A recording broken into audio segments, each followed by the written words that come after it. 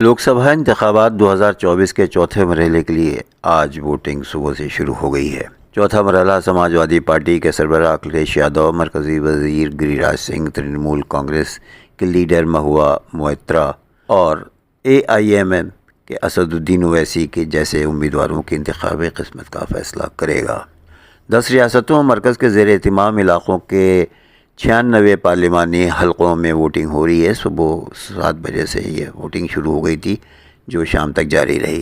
اس مرحلے میں 10 ریاستوں اور ایک مرکز کے زیر انتظام علاقے کی کل 96 لوک سبھا سیٹوں پر ووٹنگ ہوگی۔ چوتھے مرحلے میں آندھرا پردیش کی 25 لوک سبھا علاقوں میں، بہار کی 5، جموں کشمیر کی 1، جھارکھنڈ کی 4، مدھیہ پردیش کی 8، مہاراشٹر کی 11، اڈیشہ کی 4، تلنگانہ کی 17، اتر پردیش کی 13 اور مغربی بنگال کی 11 سیٹوں پر ووٹنگ ہو رہی ہے۔ اس مرحلے میں سماجوادی پارٹی کے اہم لیڈرز اکھلیش یادو بھی میدان میں ہیں۔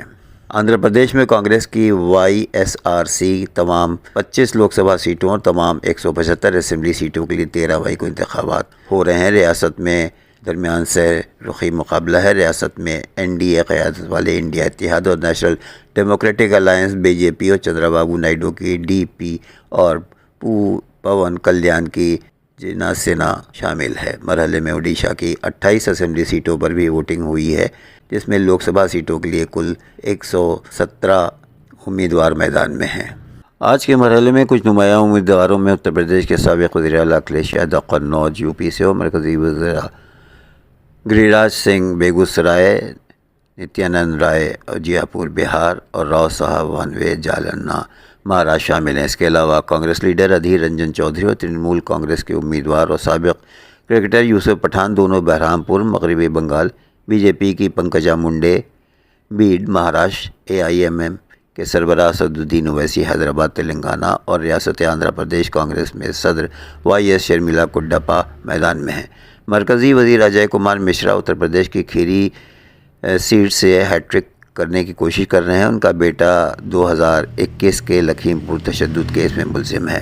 ترنمول کانگریس کی مہوا موئترا بھی مغربی بنگال کی کرشن نگر سیٹ سے دوبارہ پارلیمنٹ میں پہنچنے کی کوشش کر رہی ہیں۔ سوال پوچھنے کے بدلے نقد رقم لینے پر انہیں لوک سبھا سے نکال دیا گیا تھا۔ اداکار سے سیاستداں بنے شتروگھن سنہا آسنسول سے دوبارہ الیکشن لڑ رہے ہیں، جہاں ان کا مقابلہ سینئر BJP لیڈر S اہلووالیہ سے ہے۔ BJP مغربی بنگال یونٹ کے صدر دلیپ گھوش اور ترنمول کانگریس کے کیرتی آزاد دھیمان درگا پور سے الیکشن لڑ رہے ہیں۔ رائے بریلی میں امت شاہ کی ریلی کے دوران پترکاروں کو پیٹنے کے واقعات بھی سامنے آئے ہیں۔ ایک واقعہ ہے جس میں راگھو ترویدی نام کے ایک صحافی جو پولیٹکس کے لیے کام کرتے ہیں، ان کو لوگوں نے پیٹا اور ان پر الزام یہ تھا کہ وہ BJP کے جو میٹنگ میں لوگ آئے ہیں ان سے بات کر رہے تھے اور وہاں جو صاف صاف باتیں ہو رہی تھیں ان کو انہی نے اپنی رپورٹ میں کیمرے میں قلم بند کیا تھا۔ کانگریس لیڈر پرینکا گاندھی وڈرا نے بھی دعویٰ کیا ہے کہ بھارتیہ جنتا پارٹی کے کارکن رائے بریلی میں وزیر داخلہ امت شاہ کی انتخابی ریلی میں ایک صحافی کو مارتے رہے، لیکن پولیس خاموش تماشائی بنی رہی۔ پرینکا نے دعویٰ کیا ہے کہ صحافی امت شاہ کی انتخابی ریلی کے دوران خواتین سے بات کر رہے تھے اور خواتین کہہ رہی تھیں کہ انہیں پیسے دے کر انتخابی ریلی میں لایا گیا ہے، لیکن BJP کارکنوں کو یہ بات پسند نہیں آئی اور انہوں نے صحافی کی پٹائی کی۔ پرینکا نے کہا کہ صحافی راگھو ترویدی کو رائے بریلی میں وزیر داخلہ کی میٹنگ میں BJP کے لوگوں نے بے دردی سے پیٹا۔ وزیر داخلہ تقریر کرتے رہے اور پولیس خاموش تماشائی بن کر دیکھتے رہی۔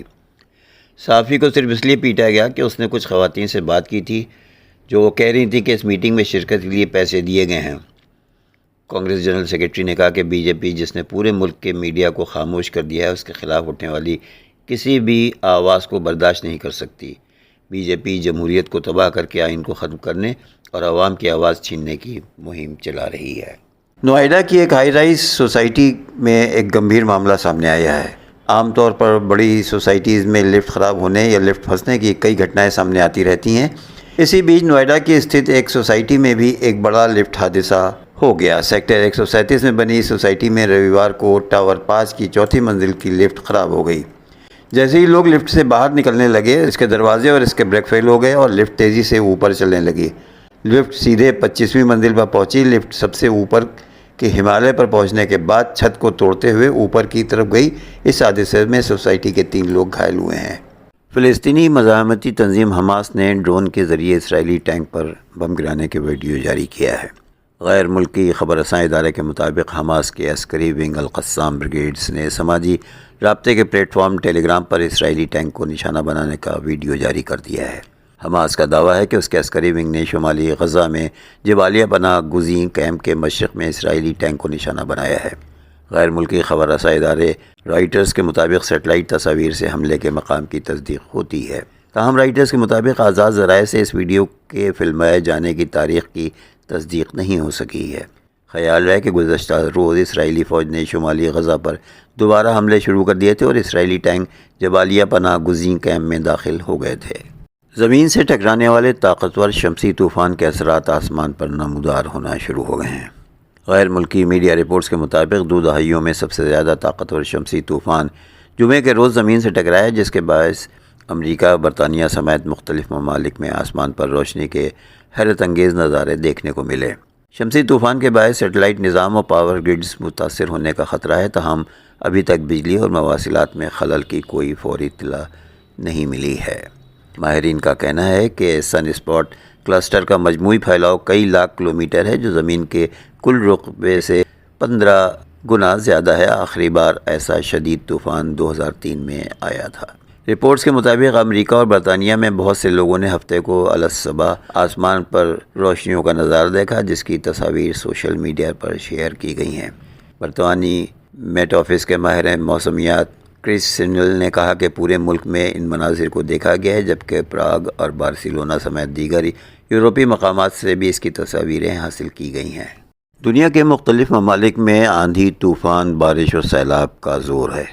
چین کے جنوب مغربی علاقوں میں شدید بارشوں کے بعد سیلاب آ گیا ہے۔ بیجنگ سے چینی میڈیا کے مطابق رہائشی علاقے زیر آب آ گئے ہیں، جبکہ سڑکوں پر کئی فٹ پانی جمع ہو گیا ہے۔ چینی میڈیا کے مطابق پانی میں پھنسے ہوئے لوگوں کو کشتیوں کے ذریعے نکالا گیا ہے۔ چینی میڈیا کے مطابق کئی مقامات پر لینڈ سلائیڈنگ سے سڑکیں بند بھی ہو گئی ہیں۔ میڈیا کے مطابق چین کے جنوبی علاقوں میں اگلے 10 روز تک مزید بارشوں کی پیشین گوئی کی گئی ہے۔ عالمی خبر رساں ادارے کے مطابق انڈونیشیا کے صوبہ سماترا میں بارشوں نے سیلابی صورت اختیار کر لی ہے، جبکہ ایک آتش فشاں بھی پھٹ پڑا ہے، جس سے نکلنے والا لاوا سیلابی ریلے میں مل کر ٹھنڈا ہو گیا ہے۔ لاوے اور کیچڑ ملے سیلابی ریلے نے اپنے راستے میں آنے والی ہر چیز کو تہس نہس کر کے رکھ دیا ہے۔ 3 اور 10 سالہ 2 بچوں سمیت 14 افراد بہہ گئے ہیں، جن کی لاشیں دور دراز علاقوں سے مل گئی ہیں۔ 1 درجن سے زائد شہری ابھی بھی لاپتہ ہیں، جن کی تلاش کا کام جاری ہے، تاہم ان کے زندہ ملنے کی امیدیں دم توڑتی جا رہی ہیں۔ امدادی کاموں کے دوران لاشیں ملنے کا سلسلہ جاری ہے۔ 17 سے 18 ہزار جزیروں پر مشتمل انڈونیشیا میں زلزلے، بارشیں، سیلاب اور آتش فشاں کے پھٹنے جیسے واقعات عام ہیں۔ گزشتہ ہفتے جنوبی صوبے میں سیلاب کئی گھروں کو بہا لے گیا، جس میں 15 افراد ہلاک ہو گئے تھے۔ صوبہ سماترا میں بھی رواں برس مارچ میں سیلاب اور لینڈ سلائیڈنگ میں 26 افراد ہلاک ہو گئے تھے۔ گزشتہ برس دسمبر میں ایک آتش فشاں پھٹنے سے نکلنے والا ٹھنڈا لاوا 24 کوہ پیماؤں کی موت کا سبب بنا تھا۔ بالی ووڈ کی نامور اداکارہ منیشا کوئرالہ نے انکشاف کیا ہے کہ وہ نیٹ فلکس ویب سیریز ہیرا منڈی کی شوٹنگ کے دوران ڈپریشن کا شکار ہو گئی تھیں۔ انسٹاگرام پوسٹ نے لکھا ہے کہ انہیں یقین نہیں تھا کہ وہ ہیرا منڈی پروجیکٹ کو مکمل کر سکیں گی، لیکن فلم میکرز کو ان پر یقین تھا۔ اداکارہ نے بتایا کہ وہ خدا کا شکر ادا کرتی ہیں کہ وہ کینسر سے صحت یابی اور 50 کی عمر پر پہنچنے کے بعد انہیں دوبارہ پردہ اسکرین پر آنے کا موقع ملا۔ منیشا کوئرالہ کا یہ بھی کہنا تھا کہ فوارے والے سین میں انہیں 12 گھنٹے تک گیلا رہنا پڑا اور اس سے بہت زیادہ تھکاوٹ کا شکار ہو گئی تھیں۔ واضح رہے کہ سنجے لیلا بنسالی کی ویب سیریز ہیرا منڈی میں اداکارہ نے مرکزی کردار ادا کیا ہے اور ان کی پرفارمنس کی بہت تعریفیں کی جا رہی ہیں۔ اور آخر میں ایک دلچسپ خبر۔ میڈیا رپورٹس کے مطابق جرمنی میں لیفٹ پارٹی نے تجویز پیش کی ہے کہ کباب کی ڈشز پر 4.90 یورو سبسڈی دی جائے، جبکہ نوجوانوں کے لیے یہ 2.50 یورو ہونا چاہیے۔ کباب جرمنی کے قومی پکوانوں میں سے ایک ہے، جس کی فی الحال اوسطاً قیمت 7.9 یورو کے قریب ہے۔ لیفٹ پارٹی نے خدشے کا اظہار کیا ہے کہ دن بدن بڑھتی مہنگائی کی وجہ سے اس کی قیمت بھی مزید بڑھے گی۔